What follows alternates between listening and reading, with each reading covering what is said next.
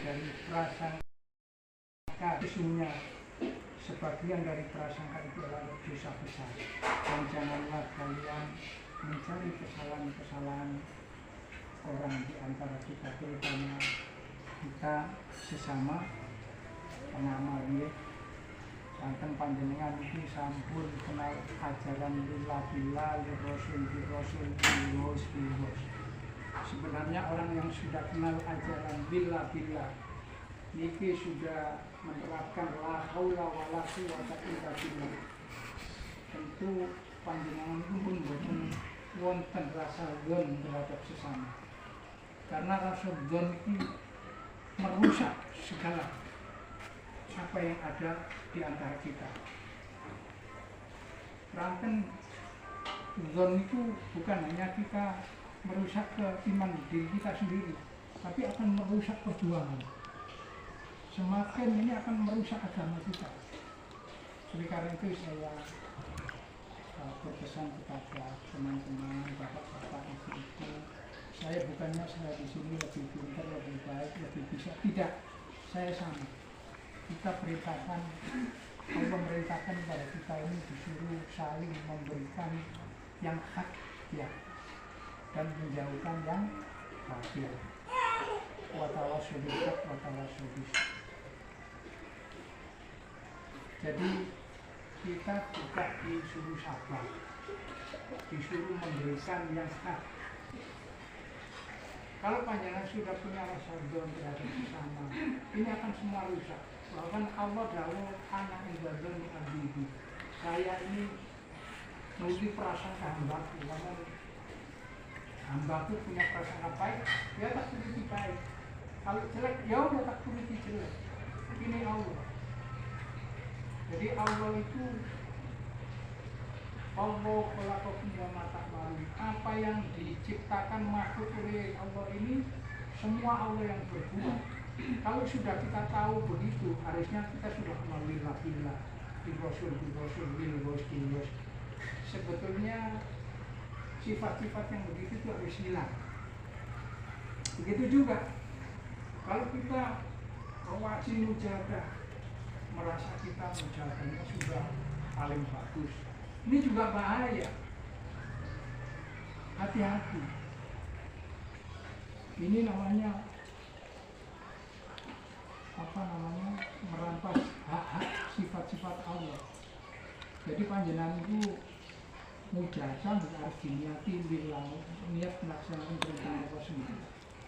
Jangan sampai ada keliru niat. Keliru niat akhirnya jadi dinafsi, bukan billah lagi, dinafsi. Begitu juga panjenengan boten saged menerapkan billah la haula wala quwwata illa billah, jadi binafsi, mujahadah jadi nafsu. Nah ini yang jadi kenapa kok saya mujahadah tidak ada kualitasnya? Ya ini karena masih kita nafsu, tidak karena billah. Kita belajar istiqomah ya istiqomah saja. Karena istiqomah itu Allah akan menilai sendiri. Istiqomah itu lebih baik ya daripada 1000 karomah, min alfil karomah. Jadi panjenengan terus niat istiqomah mau. Setiap hari saya 5 waktu, kalau nggak bisa 5 waktu ya mungkin saya subuhnya sama isaknya, mungkin kemarin yang subuhnya, isaknya atau maghribnya 7-17, kemudian waktu-waktu yang lain 31 atau 13. Betul apa-apa. Yang penting panjenengan niati lillah lirrasul. Pun ngantos sampai kepreset sedikit, sampai ini memperbudak ibadah ini. Jadi bukan niat ibadah kepada Allah, akhirnya kita mengikul pangeran karena sampai merampas hak-hak pangeran. Ini atas ini. S2 atas. Kita perlu syukur kepada nafsu-nafsu yang mengincar kita. Karena memang kita perintah disuruh membersihkan nafsu. Kalau diakin nafsi yang berbeda ini wajib. Jadi membersihkan hawa nafsu itu hukumnya wajib. Wajib hukumnya. Lah panjenengan mboten saged nek mboten saged membersihkan ya mboten saged bersih. Keranten amal itu sing diterima namung sing bersih. Turine Imam Ghazali kan Ihya ngoten. Innamal a'malu wa ikhlasan. Setune amal itu lek ora ikhlas itu mardudun den tolak. Bukan hanya ditolak aja. Waman dirubun. Dan besok akan ditampar-tamparkan ila wajhi marang raine. Mboten. Mboten bahaya. Makanya panjenengan dituntun dalam bahaya. Itu pasti wonten ajaran dilah-dilah di Rasul ini sangat-sangat syukuri panjenengan pemberian bahaya ini. Itu syukur sing paling agung itu. Bahkan panjenengan ibadah sekalipun ahli ibadah, ahli sholat, wah, itu sholat tahajud, puasa ini. Tapi panjenengan sih dari sakit beratakan tasik nafsi, tasik tertolak kurene Imam Ghazali wau. Gitu?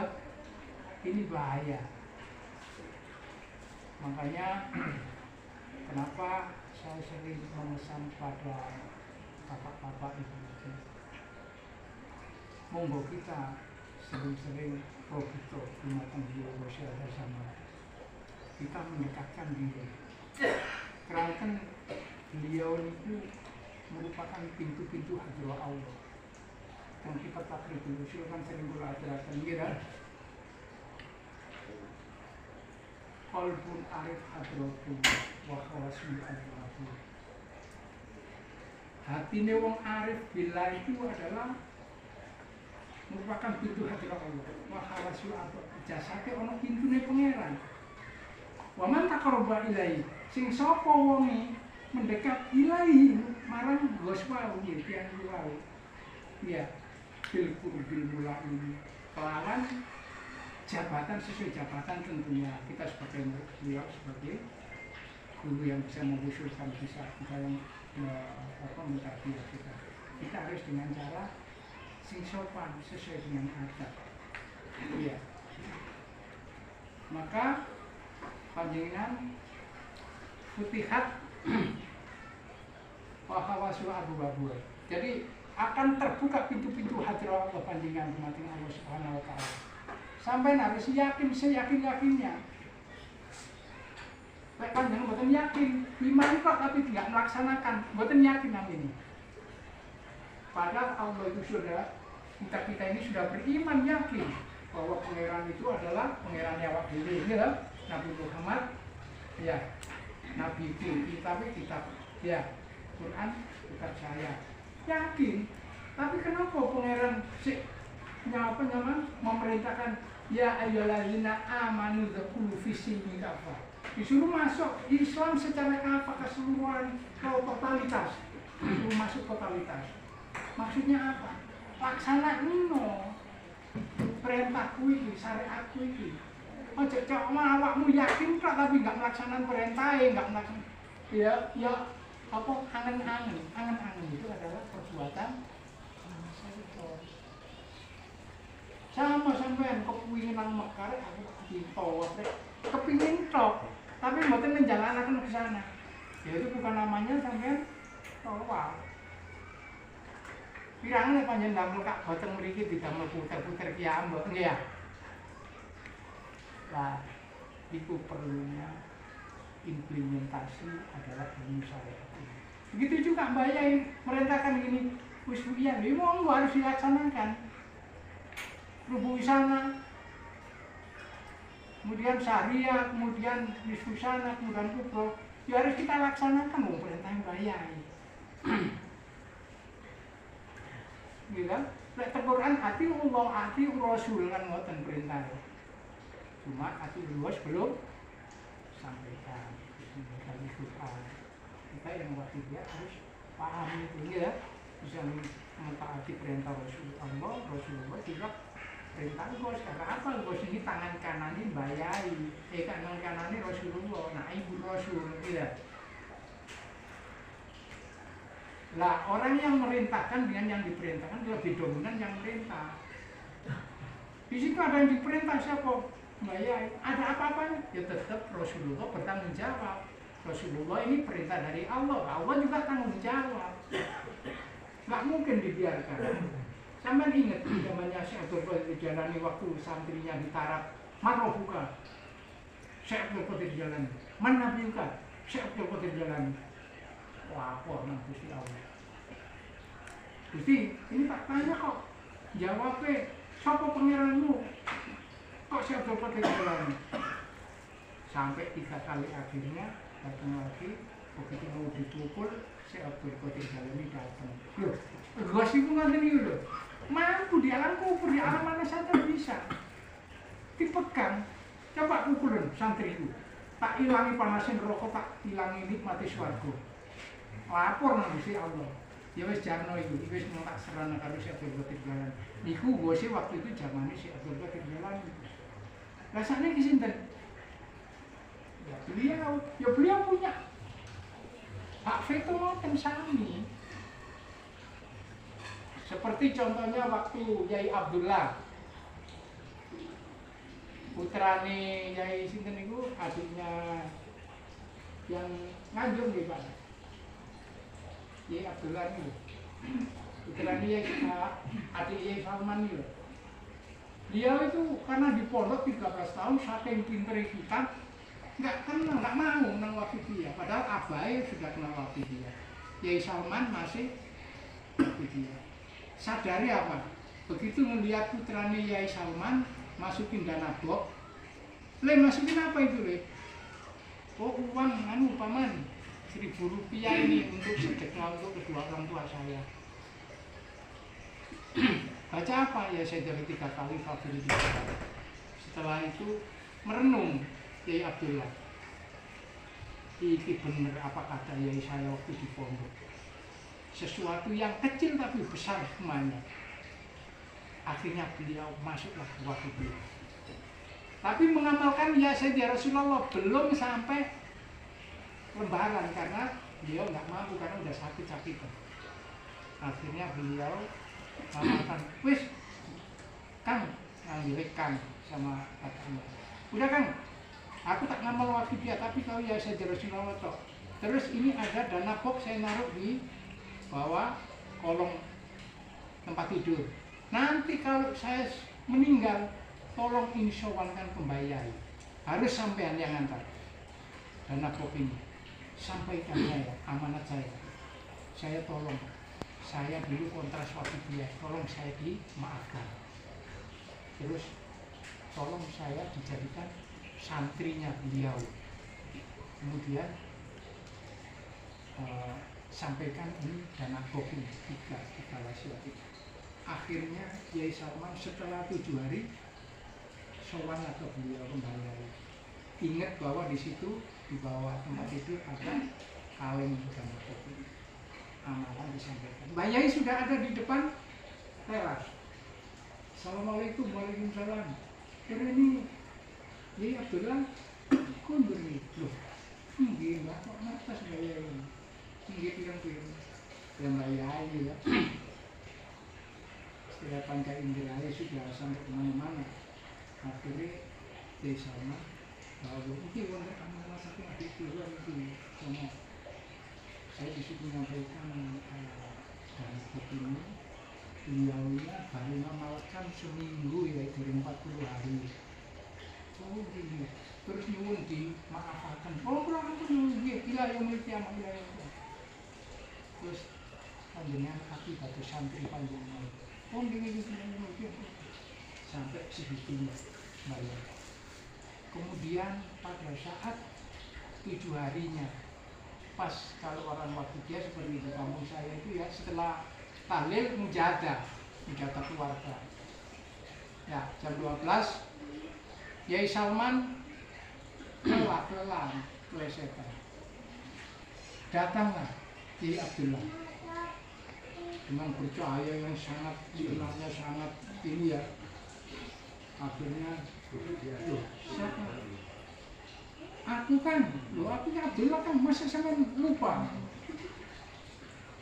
Namanya kok ganteng ini ya, terus akhirnya disambut. Ceritai Abdullah. aku nek gak kenal waktu diajak mungkin aku gak selamat kali ini. Saya ditaruh malaikat tungkar manakir baru datang saya dijamin saya bayai diajak ke pondok. Jadi nggak sampai nanya ini malaikat tungkar manakir. Ayo melak nang pondok. Malaikat tungkar manakir dia monggo yai sampean betul dibawa. Kalau bangunin orang mati lebih cepat daripada Nabi Isa. Mbak Yai bangunin cuma dijawel gini aja langsung berangkat ke pondok. Ini almarhum sing Lawu ya sing duki pada saat itu. Terus dipengen ngunjuk tuyo ke pondok.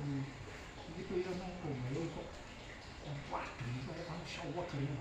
Ya ini percikan air kalau kok kamu sadar ini. Sampai-sampai langsung beliau menjadi makanya becok mayangan panjenengan. Itu becok mayangan sampai kepanggil waktu dia.